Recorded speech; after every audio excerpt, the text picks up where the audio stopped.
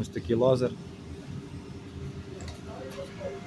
Так, і там не працює, значить, один пневмоклапан.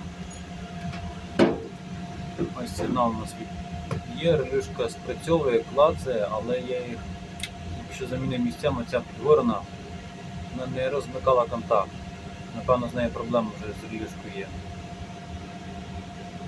Вона залипла, я так думаю. А ця вже розмикає контакт. Напруга вже пропадає, з'являється, все адекватно. Зараз ми перевіримо, чи клапан сам спрацьовує. Якщо все нормально спрацьовує, потрібно релюшку або ремонтувати, або замінювати. Тільки чим замінювати, поки не ясно.